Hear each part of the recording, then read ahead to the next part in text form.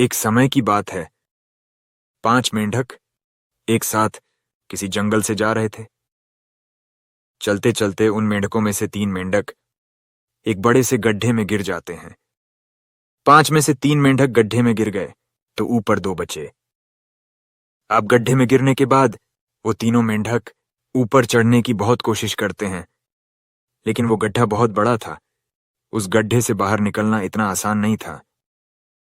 अब गड्ढे के ऊपर जो 2 मेंढक बचे हुए थे, वो गड्ढे के अंदर देखकर उन तीनों मेंढकों से कहते हैं कि अब तुम तीनों इस गड्ढे से कभी बाहर नहीं निकल सकते हो। ये बहुत बड़ा गड्ढा है, तो तुम्हारा कोशिश करना व्यर्थ है। ये सुनने के बाद उन तीनों मेंढकों में से एक मेंढक को लगता है कि ये सही बोल रहे हैं। ये गड्ढा बहुत बड़ा है और अब हम इसमें से कभी नहीं निकल सकते हैं। तो वो मेंढक थोड़ी कोशिश करने के बाद हार मान लेता है और उसी गड्ढे में एक जगह आराम से जाकर बैठ जाता है।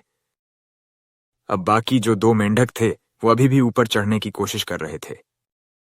अब उन दोनों को देखकर ऊपर वाले मेंढक फिर से उन्हें ये कहते हैं कि तुम जो कोशिश कर रहे हो वो बेकार है।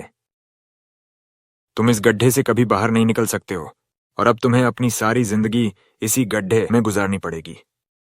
अब ये सुनने के बाद जो 2 मेंढक कोशिश कर रहे थे ऊपर चलने की, उनमें से एक और मेंढक को ये लगता है कि ये सही बोल रहे हैं। अब हम इस गड्ढे से कभी बाहर नहीं निकल सकते हैं और वो भी हार मानकर बैठ जाता है।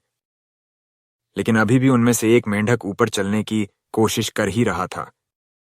ऊपर वाले 2 मेंढक उसे भी कहते हैं कि क्या तुम्हें सुनाई नहीं दे रहा है? उन दोनों ने हार मान लिया है और तुम अभी भी ये सोच रहे हो कि तुम इस बड़े से गड्ढे से बाहर निकल सकते हो।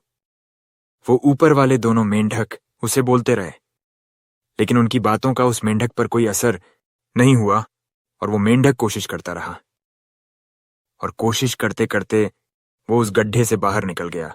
अब उसे वो सारे मेंढक देख रहे थे कि ये बाहर कैसे निकल गया। मैं आपको बताता हूं कि वो मेंढक बाहर कैसे निकला। वो मेंढक इस बड़े गड्ढे से इसीलिए बाहर निकला क्योंकि वो मेंढक बहरा था, उसे कुछ सुनाई नहीं देता था। तो इस कहानी से हमें ये सीख मिलती है कि जब हम जिंदगी में कुछ अच्छा करते हैं तो बहुत लोग आते हैं हमें रोकने के लिए, तरह तरह की बातें करते हैं। लेकिन अगर आपको अपने काम में कामयाबी हासिल करनी है तो बहरे बन जाओ। उनकी बातों का अपने ऊपर कोई असर ही मत होने दो, क्योंकि सबसे बड़ा रोग पहुंचाना चाहते हो। लोग तब भी कहते हैं जब आप कुछ नहीं करते हो, और तब भी कहते हैं जब आप कुछ करते हो। तो चाहे आप कुछ करो या ना करो, लोगों का काम है कहना, और वह तो कहेंगे ही।